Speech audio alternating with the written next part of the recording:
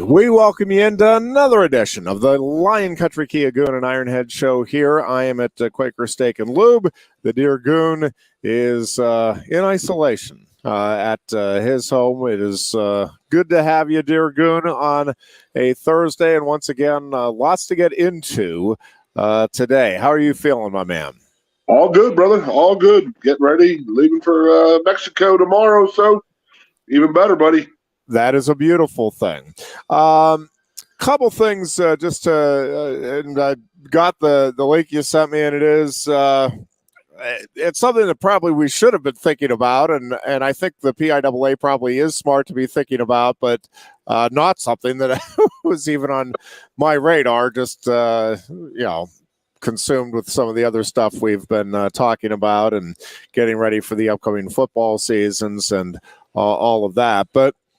Before we get into that and the potential ramifications that can bring, did want to talk just a little bit about Goon. I think we're all in agreement now, right? The Penguins are going to win the Stanley Cup next season. Like that seems like a pretty clear lock now. Would you not agree? That my volume must be really screwy because I can't hear a word you're saying because I don't want to hear what you're saying, buddy. I'll be a son of a gun. Yet again, I feel as if the Philadelphia Flyers are borrowing the management plan from the Pittsburgh Pirates, by the way.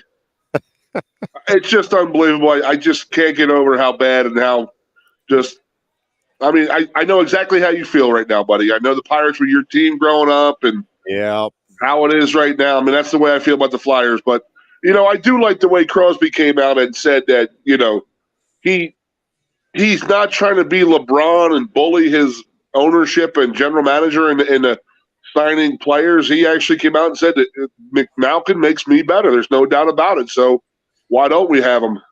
Well, and I'm telling you, and listen, I know obviously other pieces have to fit in around it, and it's not like the Penguins have gotten on an incredible Stanley Cup tear here with the three together, but keeping Crosby, Malkin, and Letang together is a remarkable accomplishment in today's world for that front office. And I do think that is as good a foundation as you could have for trying to build a championship team. And again, there's a lot of things as we've talked about over the years, Goon, and even when everything is in place, there's still that element of luck that you need, being relatively healthy at the right time, the goaltending, the whole bit. I mean, it just it needs to come together to actually win the Stanley Cup.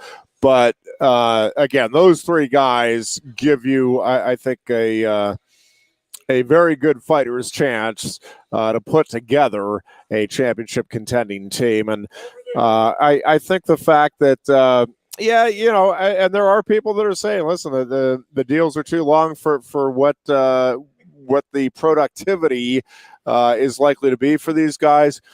But on the backside of it, I'll argue this too, and I've had this discussion with a couple of friends, is I do think, especially in today's world, that there is significance here when the Penguins go to try to sign other players, that they have this type of loyalty, and listen, I get that the Steelers have plenty of success going the other way, that once your utility is over, we're going to be more than fair to you, but once your utility is over, we're looking to the next, and by the way, it's not like I think Malkin or Letang, their utility is over here, but probably at some point during the course of their contracts, they will be overpaid with the relative to the production. But I think you look at Letang's comments, you look at Malkin's comments, you look at Crosby's comments in relationship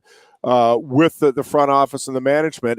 And I'm telling you, it matters when other players and other agents go to Pittsburgh or consider Pittsburgh, or if you're drafted, if you're looking to sign with Pittsburgh, that, hey, you know what, these guys are going to take care of you if you go out and produce and, are an effective player for the organization. And so I think it's good just up front with what they're getting with these three guys, well, with Malkin and Letang re-signing, with that being the core now for, again, the next 5-6 years. But I also think, again, there's an additional benefit there for the Penguins organization as you start to look down the road in an era where, you don't get that sense of loyalty. And I'm not bad, good, indifferent, but you don't get that sense of loyalty from many organizations toward their players. And you don't hear many players coming out and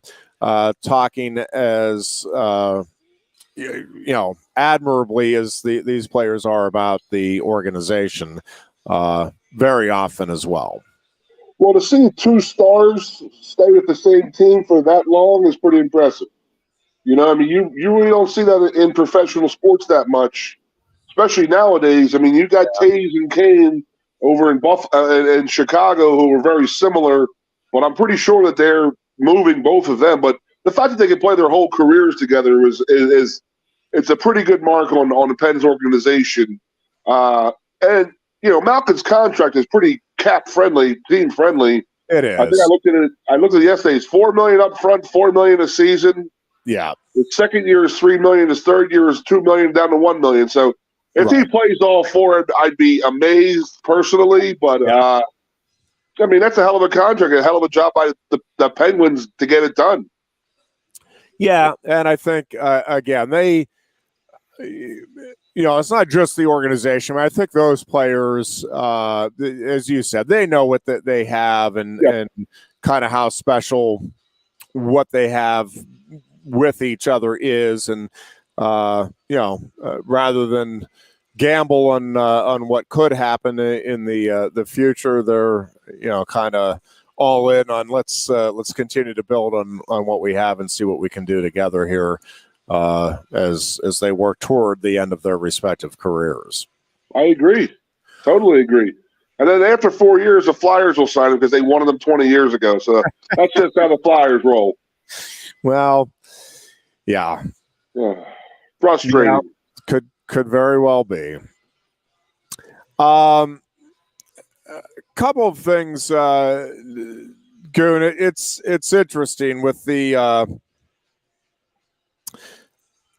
looking at the college football landscape after our show Tuesday. I've had a couple of just interesting discussions on how this whole thing is going to look moving forward. This whole thing being intercollegiate athletics, and again, all kinds of possibilities. And I don't think we're all taking shots in the dark here. I will say I am not as pessimistic as many of my friends are in terms of what this means for the long-term health or viability of college athletics. It's going to be very different, but again, the games themselves, right, are largely going to be the same, and the quality of the product, I think, will largely be the same. And listen, I think, Nick Saban came out the other day and was talking about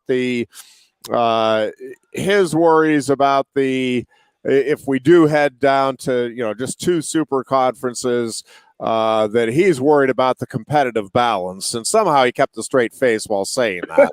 Nick Saban saying that, that's pretty funny.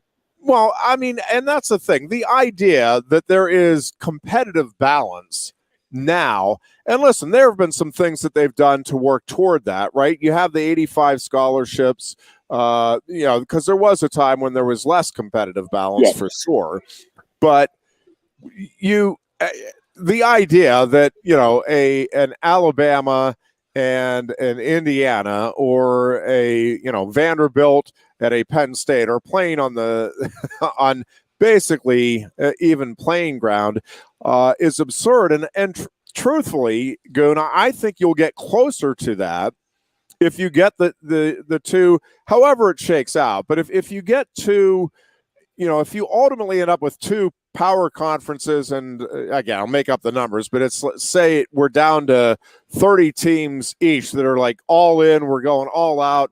Well, then you would have 60 quote unquote big time programs. And if you set it up similar to the NFL, You could get back to more, geographic based as far as the games you play within the season. You can expand, the playoff season and opportunities there. But I also think from a fan and a kid's perspective, right? I mean, Alabama does not exactly have what you would call a competitive schedule. There's like 2 or 3 games a year. And Penn State, by the way, I'm not picking on Alabama. It's the same I made the comment. I mean, Penn State, all of these big-time programs are in the same boat. Ohio State, I mean, none of them are going out and scheduling, a top 10 program for 5 of their non-conference games over a couple of years period. So, they're all scheduling lighter matchups. And I think if you do go the ultimately to the 2, super conferences, you will end up with many more games that will be of interest to fans, networks, and the players themselves. And it doesn't mean you can't still salt in or sprinkle in a game or 2 that will not be, as interesting to folks in terms of the matchups. But again, each season we go to the games and we love watching the games, but there's like 3 games that get you excited as a Penn State fan, right? The rest, it's okay. I mean, yeah, I'm looking forward to it because I want to see my team play. But I mean, in the NFL, every Sunday, you're locked in, man. Because even if you're playing the worst team in the league, it's like, yeah, but we don't want to be the team that blows it today. And that could happen. And you know that it is a realistic possibility. And I just think that the long-term health of college athletics is secure regardless of how this, not regardless, but of all of the likely scenarios of how this ends up playing out. Fans are going to still tune in and they'll be interested. The networks are still going to pay and the athletes are still going to come to the schools and compete. And I think all of the other stuff is interesting and worth talking about, but at the end of the day, again, I don't think we're talking about the long-term health of college athletics being in peril any more than free agency ruined professional sports. It changes and there's more sports now. So again, I don't think the popularity will ever be what it was in the 80s or early 90s. But I don't think that's going to have nearly as much to do with the model, however that model evolves, as it is just with the ever competing entertainment value that is out there. And again, not just sports, but you keep seeing everything expand. I mean, there are kids, I still don't understand it, but we have some friends that their kids are absolutely engrossed in watching other kids play video games. I'm not happy about having the kids play video games, let alone watching other kids play video games. But there are people that find that very intriguing and fascinating and would rather do that than, spend the money to go watch a football or a baseball game. So the opportunity there, the market is going to continue to shrink for all of these sports, but that's not to say that it still won't be a substantial and financially significant market. Yeah, I mean, college football and colleges in general will adapt. I mean, they've done it for the last 100 years. Every 15, 20 years, something comes up where it's a big radical change to the game. I get it. I mean, I was playing, we had 105 scholarships. By the time I left, it was down to 85. That's a huge difference. And before I got to Penn State, so when, in the mid-'80s, scholarships were unlimited back in the day. So teams have always will adapt. I mean, but hearing Nick Saban level playing field is actually rather funny when he has 35 5-star guys running around his 85 guys. He's replacing 5 stars with 5-star guys. So that in itself is pretty funny. I'm not worried about the game. I think that universities need to change the game day experience a little bit, I think. I think that's where the game may hurt. I know that you were hearing a lot about people who are complaining about the players making money and this and that. that will all level out, in my opinion. I just think it's the Wild West right now. I think that will all lower down. It'll settle down eventually, so it won't be so out of control as right now, because the sustainability, as we talked about all the time, it's just not there. So I just don't see, like 10 years from now, what happened this past year, the past 2 years, I don't see that still happening in 10 years. What about, do you think so? I don't. Yeah. Yeah. No, I think it'll, again, I don't know exactly how it'll change. It'll evolve. There will be, there's all kinds of possibilities as far as how this all plays out. And again, I really don't think anybody knows. There are people, I'm sure, hedging bets and trying to figure out how it is going to proceed, but there's no way anybody could possibly know with certainty what is going to happen right now, really even in the next couple of years, let alone 10 years from now, in terms of how all of this plays out, settles down, and changes the landscape, and where, the power resides, either within conferences, schools, athletes, coaches, the whole bit. I mean, all of this, I think, is still very much up in the air in terms of, once everything settles down and lands where it lands, what does this actually look like, and what does it actually mean for all of the different players involved? Yeah. I mean, players, not athletes. I know I'm speaking hypothetically, but do you think that it'll be 2 conferences, or you think it'll go to 3 or 4? So one of the things that a friend of mine was talking about, and I think it's an interesting possibility, is that, and I could see it. I'd be surprised, but not shocked. I don't know that there's anything anymore that would shock me in terms of how this thing moves forward. But he was saying he thinks, like, the what will be the genesis for the 2, however you want to term it, super conferences, will be the Big Ten and the SEC. But he thinks what's going to eventually happen is that you're going to have basically like the 50 schools or so that are, again, the big time schools that will be in the 2 divisions, and then you're going to have that second tier. And his contention is, even within the Power 5 now, there will be that division, and the big time boys are going to go off into the 1. They'll still play guys in the other 2 conferences, which, again, would be some combination of the second tier teams in the ACC, Big 12, Pac-12, and probably a handful of SEC and Big 10 schools. Again, this is just one person's theory, and I don't necessarily. As good as anybody else's. Yeah, and so his contention is, like, USC, probably UCLA, probably Oregon, probably Washington would survive out of the Pac-12. Maybe in Arizona or in Arizona State, maybe.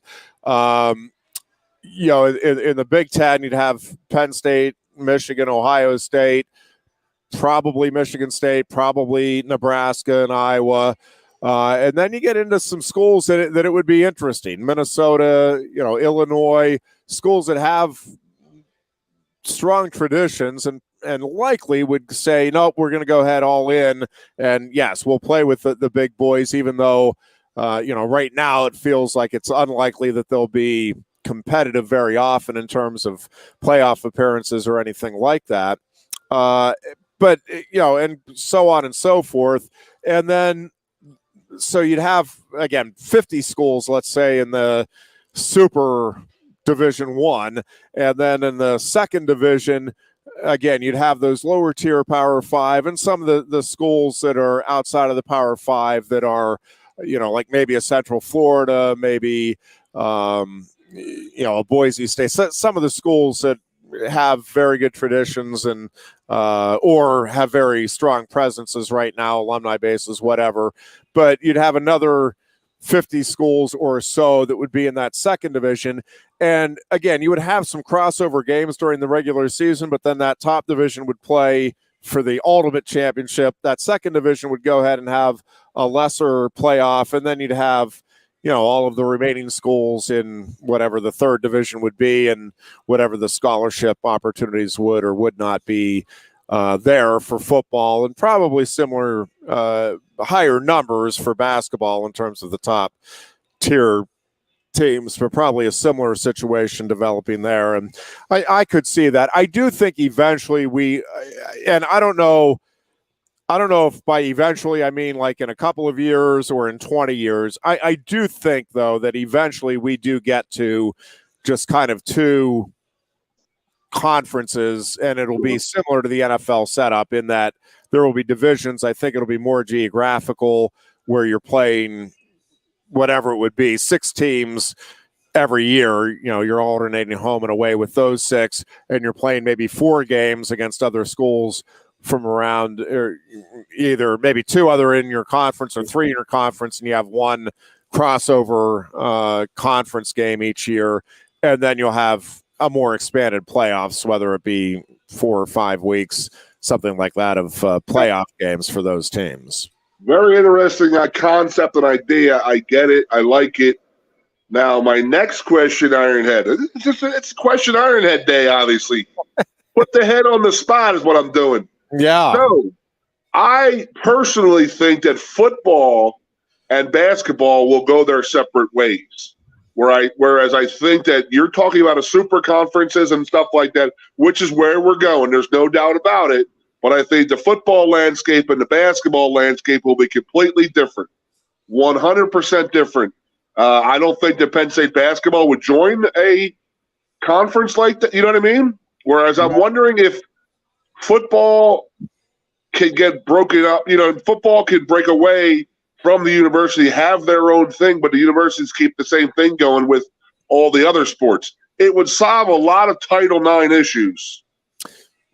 That is, what I mean? You have 85 guys on football scholarship that have to be accounted for with 85 female scholarships. You take football out of the equation in Title IX, you bring a lot more men's sports back. Yeah, there's no question. I was, the Title IX stuff is still an issue in that. I was just talking with somebody who has it's actually a relative whose daughter is an outstanding pitcher, but is actually going to go to Ohio State on a rowing scholarship and has never rowed a day in her life. Are you serious? Yep. And but they're like, no, we'll make you into, because of the, we know the physical skill set you have will translate to rowing, and so she's. I think it's a full scholarship to row. Is she going to still play softball though? No. Oh, so it's just purely to go row. That is correct. Oh my God, that's crazy. Now I thought maybe they were hiding scholarships by putting girls on crew scholarships and having them play other sports, but that's crazy to think about. And she has never rowed before. Correct. What? What if she doesn't know how to swim? Like, how are you supposed to do that? How's the guy know?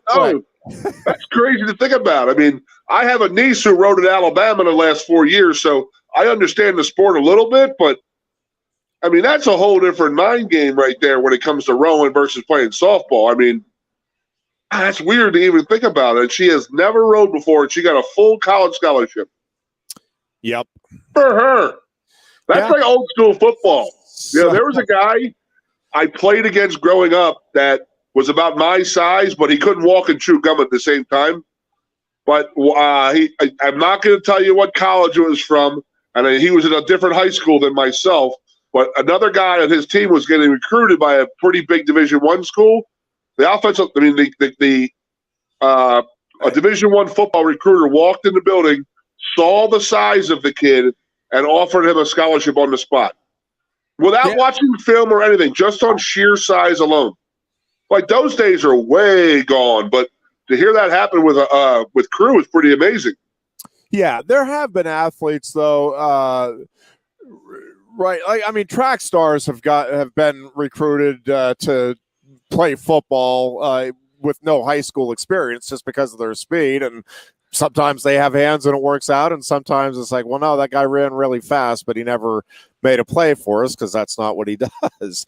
But I mean, Michael Timpson obviously had a lot of success. Yep. There's lots of guys at lots of schools that have similar stories, and we've had guys make the transition from now most of them have had some football in their high school background, but you've had plenty of guys transition from one sport to another, from college to the pros, whether it be a basketball player who goes to tight end in the NFL or wrestlers who have transitioned and played along the line or something in the National Football League. So it's not like it's an unheard of thing in men's sports either, but it's interesting to see those things. And yeah, you're right. If you take football as a different animal and somehow separate it, then that I think makes it more workable for the athletic budgets of these schools moving forward. But you're losing the cash cow for those Power 5 programs if you take football out of the equation. You need to somehow keep the revenue from football in the equation, but get the numbers. I think it would stay in we would do that for sure. I mean, that's just how I just don't see like people making decisions on conferences just based off of football, because like a school like Purdue they're pretty much the reverse of us. You know what I mean? They have an okay football team who can play well every once in a while, but they have a very, very good basketball program. So they're the complete opposite of Penn State. Yeah. They would like to do that with basketball, but would they join a super conference in playing football? I don't know. Yeah, it's a good question, and I don't know either. And I think for the entertainment value, I think this thing is going to be better for fans moving forward. For those that believe in the student athlete concept and all of that this may be a rough patch that we're coming into.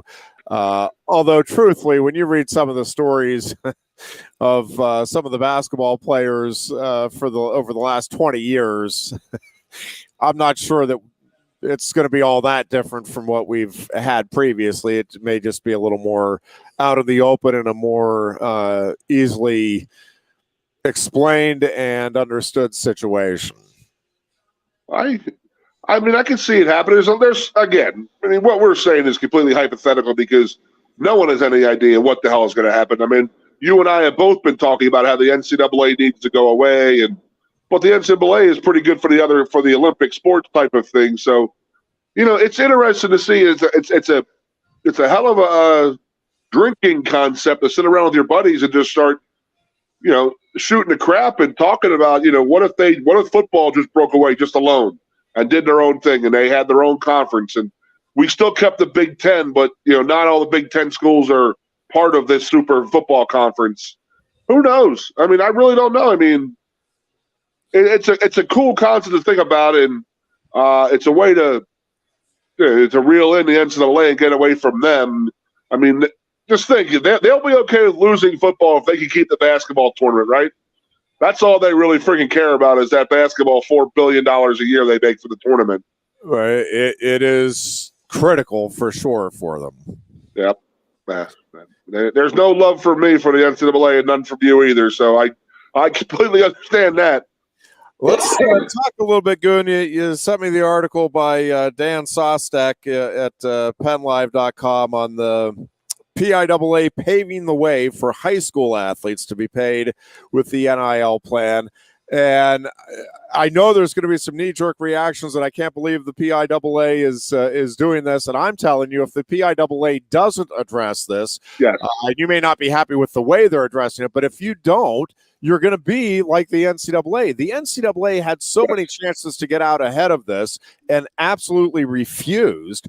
And I think the PIAA would be foolish not to be proactive here And again, no matter what you do, you're going to be criticized, right? Because there's just no right answer as you try to navigate the ever-changing world. But from a legal standpoint, I don't think the PIAA has a choice but to at least address this and to try to put in guidelines that it can use to at least give guidance to the schools and conferences throughout the state, as well as the athletes. And I think, at first glance, the policy, reading through it, I think it makes a lot of sense in a lot of ways. I know there will be people that, you can't allow this. And the bottom line is you can't not allow it. And I mean legally, because if the PIAA just says, nope, flat out, you absolutely cannot benefit, and the schools benefit in any way, and they do, from these kids having success in their programs, you're going to end up in court and you're going to lose. I mean, there's just no way around it. So that it has to be addressed. And again, I don't know what the best way to address it is and what the right answers are here. But at first glance, Goon, again, I'm not thrilled with it, and I certainly see the potential for the problems here within the programs. But it's not as though for how many decades now, Goon, have we been addressing the recruiting of high school athletes from one high school to another?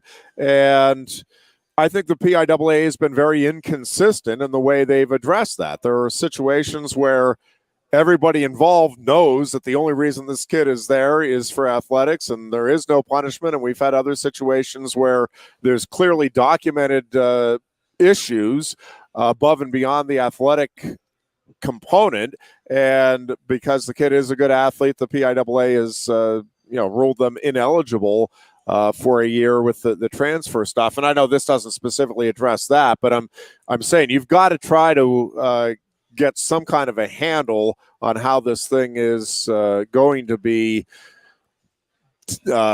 regulated, if it can be regulated moving forward. You just said the key word right there. You hit the nail on the head, by the way, when you said the NCAA had years to get ahead of this, is what that has gone on in the last year. And the PIAA, I mean, to their benefit, to their credit, they went ahead and they got control of it, took control of it before it becomes an issue. Yeah. And they're going to regulate it, which is, I don't agree with it wholeheartedly, but I understand it, and it's there. I get it. I completely understand. But the fact that they could regulate it is what I'm impressed with. And the NCAA is complete morons for not. I mean, you drilled that question, Ironhead. Good job. Yeah, and it will be interesting to see. One of the things where my mind went right off of the bat with this is just the potential. And we've already seen it. I mean, we've had a couple of wrestlers at Penn State who've decided to forego their senior year of high school and came up and trained and homeschooled and all of that. And they're not alone either by sport or by school in doing that. There's kids that are doing that. And by the way, I think generally I'm not in favor of that, but I think there are specific situations. And like for Nick Lee, just as a local example, I think it made a lot of sense for what he wanted to do and where he was at in his career. And I don't think he feels like he missed out on a whole lot.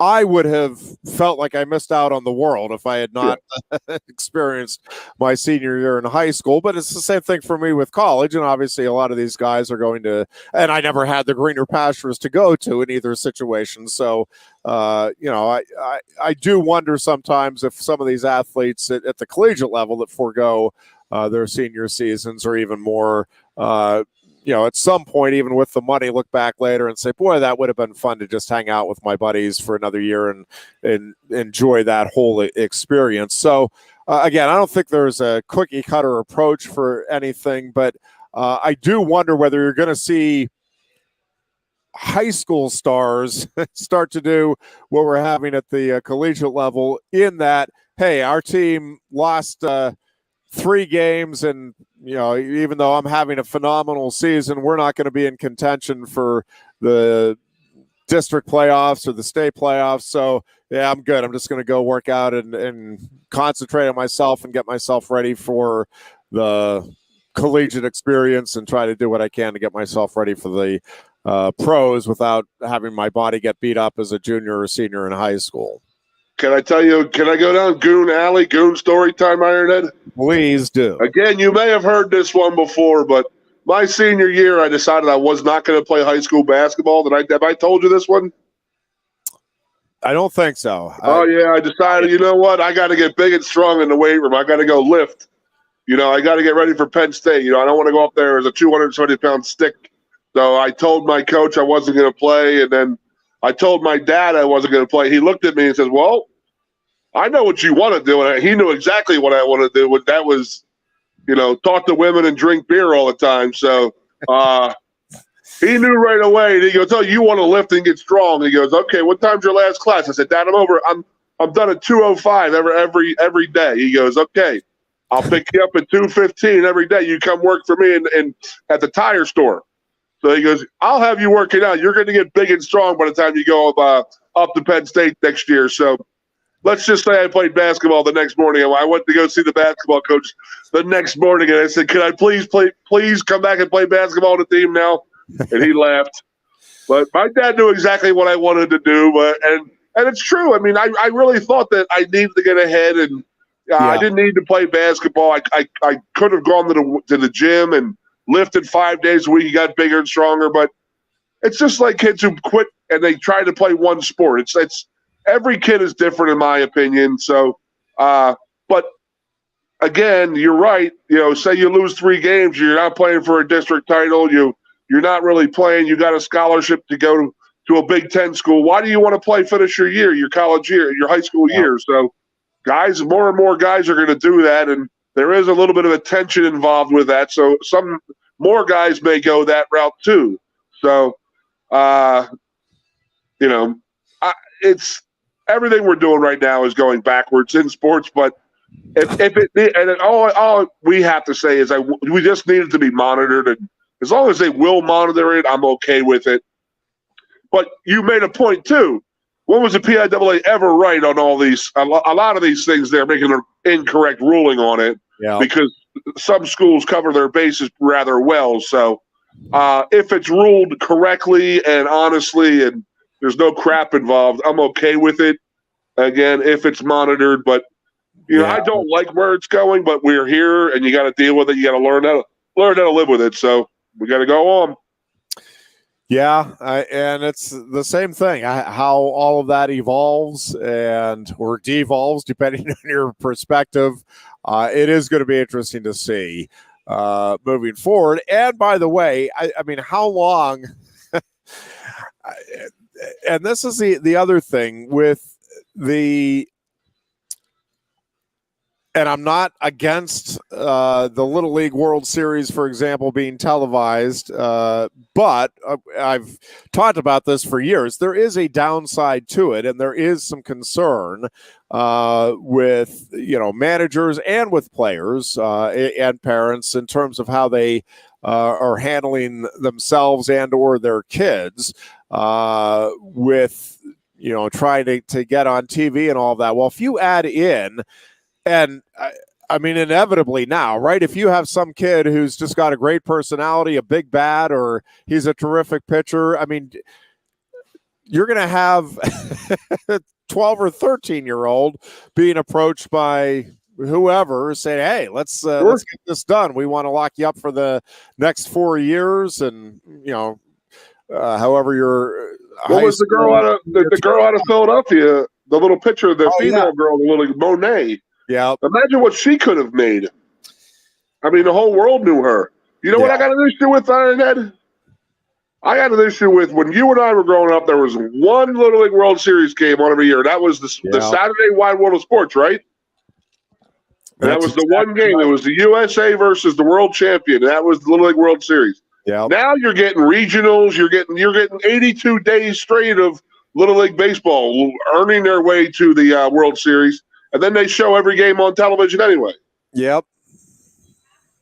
No, I hear you, and I think it's.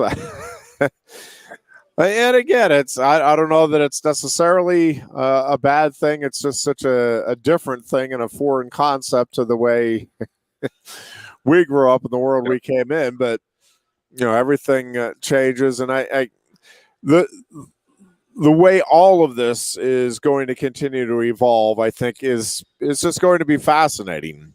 And you're going to have some individuals who are obviously, you're going to have great athletes, phenoms who everybody is going to gravitate toward no matter what. You're going to have other people who are maybe good athletes, but it's the personality with the good athleticism that's going to draw people in. And then you're going to have a lot of people that are just left in the dust and might be great athletes, but just aren't perceived as marketable, or might have the dynamic personalities, but don't have the athleticism. And as you've talked about, I think it's going to be increasingly difficult to be a coach at any level with all of these things on top of everything else that's already there. And, you look at some of the Little League coaches and the nonsense they're dealing with parents and demands for playing time and this or that. And it's like, guys, let your kids be kids. Let them go out and learn for themselves. And maybe the coach isn't being fair to your kid. It's great preparation for later in life. Because if you think everybody's getting a fair shake or the exact same shake at work or in their careers, God bless you, but welcome to the real world. And I think the sooner you learn to deal with that and all that comes with it, the better off you are. And again, let your kids go out and experience being kids for a little while. Yeah, I remember, I believe it was 2000 or 2001. I was Division III football coach, and I came up here for a weekend, and I went out to dinner with Al Golden, his 1 or 2 years that he was here. Yeah. And he's sitting there, and I was like, he's like, what's the difference in Division I versus III? And I was like, dude, I got to sit there and take phone calls from parents talking about their kids' playing time. And, they're calling me, they're calling the athletic, they're calling the head coach. And I was like, I'm telling him, I said, I can't believe that's going on. And then you know what Al Golden says to me? He goes, dude, parents call Joe Paterno now. And I was like, I said, are you kidding me? And he goes, you would be amazed at what he has to hear anymore. And I have no idea what happened in those 5 years from when I left to that point. Again, let your kids be kids. Let them grow up. Don't be a lawnmower parent, all this and all that. Well, again, another story time from Goon. Sorry, Ironhead. No. I'm hammering you today. I'm hammering you. But I do. I think that has been a significant shift, and you just add that into the mix of all of the other things that coaches are now having to deal with and have always had to deal with. And I think, and I know you're at the Lube, but I got the Pirates game on in the background. Every time I look up there, they're going to another review. I mean, those players are they're going crazy too. I couldn't be a coach in this league, let alone in a Little League sports or youth sports. I mean, can you imagine being an umpire nowadays? At any level right now, everybody's contradicting everybody. It's crazy. Yeah, and it's why we're having issues having enough officials to cover these sports. They're just more and more people are saying, "No, I don't need to deal with it," and just not worth it for me. Yeah. No umpire in your future, huh, Ironhead? I actually wouldn't mind trying it. Right now, it's just a time thing, but I could see myself doing that for some of the sports at some point later in life. But will you coach the Mad Turtle, or would you umpire? That's what I'm asking.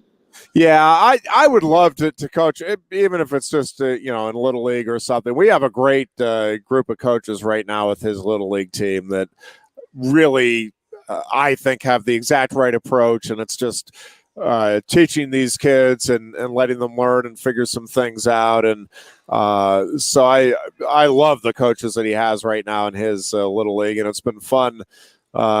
Your perspective on all this stuff obviously changes over the years, but it's been a lot of fun to watch the Mad Turtle's confidence grow as he just listens to what the coaches are telling him, and he's making significant progress from where he was certainly at the start of last season to where he is now, as is his whole team. And it's just you just hope that these guys will be able to take that throughout the rest of their athletic careers, however long that is, whether it's another year or two in these little leagues or through high school or through college or even into the pros, but they take that kind of team approach and coachability, because they're at that age right now where they are all ears and they're trying to do the best they can to follow the coach's instructions. And I just watched some of the stuff that some of my friends who are high school coaches are dealing with, and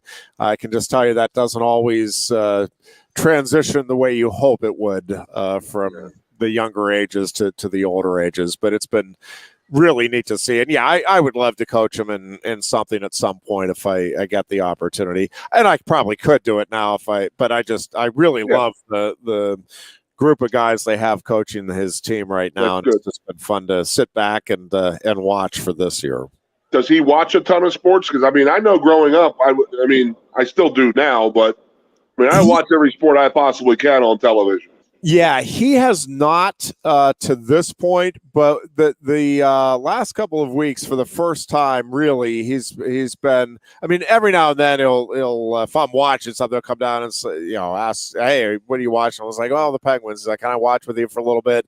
But it's not been very often, and he is really getting into baseball right now. So we've been checking out.